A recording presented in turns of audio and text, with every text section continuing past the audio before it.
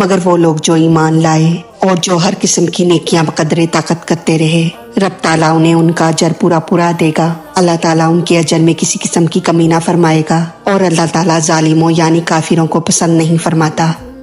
اعوذ باللہ من الشیطان الرجیم، بسم اللہ الرحمن الرحیم۔ فَأَمَّا الَّذِينَ، پس وہ لوگ جنہوں نے کافروا کفر کیا، یعنی جنہوں نے کسی بھی قسم کا کفر کیا یا عیسیٰ علیہ السلام کا انکار کیا یا عیسیٰ علیہ السلام کی شان میں حد سے بڑھ کر کافر ہوئے، فَأُعَذِّبُهُمْ، پس انہیں عذاب دوں گا، عذاباً عذاب، شدیداً شدید یا سخت، فی الدنیا دنیا میں، والآخرۃ اور آخرت میں۔ اس جملے میں کفر کا نتیجہ ہے، دنیا سے یہ زندگی مراد ہے اور آخرت سے قبر اور قیامت کی زندگی مراد ہے، یعنی کفار کو ہم دنیا میں بھی سخت عذاب دیں گے اور انہیں آخرت میں بھی سخت عذاب دیں گے، کہ کفار کے لیے دنیا کی تکالیف بھی شدید عذاب ہیں، اس طرح کہ کفار دنیا کی تکالیف سے گھبرا کر کفر میں اور اضافہ کر لیتے ہیں، بلکہ کبھی خودکشی بھی کر لیتے ہیں۔ اور کفار کے لیے دنیا کی راحتیں بھی شدید عذاب ہیں، وہ اس طرح کے دنیا کی راحتیں انہیں غفلت میں ڈال دیتی ہیں، اور غفلت کی زندگی رب تعالیٰ کا عذاب ہے، اور آخرت میں کافر کے لیے قبر کا عذاب ہوگا۔ مگر مومن کے لیے دنیا کے رنج و غم، یہاں کی خوشیاں اور راحت صبر و شکر کا ذریعہ بن جاتی ہیں،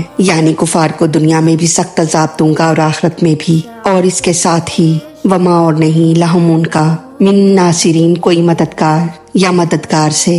یعنی ان میں سے کسی کافر کے لیے کوئی مددگار نہ ہوگا۔ مددگار بہت سی قسم کے ہوتے ہیں، مال کے ذریعے، جان کے ذریعے اور عزت اور آبرو کے ذریعے مدد کرنے والے، یہاں ان سب کی نفی ہے، یعنی کفار کے لیے کسی قسم کا کوئی مددگار نہ ہوگا۔ وَأَمَّا الَّذِينَ، اور وہ لوگ جو آمنوا، ایمان لائے، وَعَمِلُوا الصَّالِحَاتِ، اور انہوں نے کام کیے نیک، کیونکہ ہر چیز اپنی ضد سے پہچانی جاتی ہے، اس لیے کفار کے مقابل مسلمانوں کا ذکر کرتے ہوئے فرمایا گیا کہ جو لوگ ساری ایمانیات پر ایمان لائے، خصوصاً عیسیٰ علیہ السلام کے بارے میں کمی بیشی سے محفوظ رہے، اور پھر ان لوگوں نے ہر ممکن نیکی بھی کی، فَيُوَفِّيهِمْ، پس پورا دے گا، یعنی اللہ تعالیٰ پورا دے گا، اُجُورَهُمْ، اجر ان کے، یعنی اللہ تعالیٰ ان کو ان کی نیکیوں کے بدلے یا انہیں ان کی نیکیوں کے ثواب پورے دے گا، کیونکہ ہر نیکی کا ثواب جدا ہے، روزے کا ثواب اور ہے، نماز کا اجر اور ہے، وضو کا ثواب اور ہے، اور مسجد جانے کا ثواب اور ہے، اس لیے اجورہم فرمایا گیا۔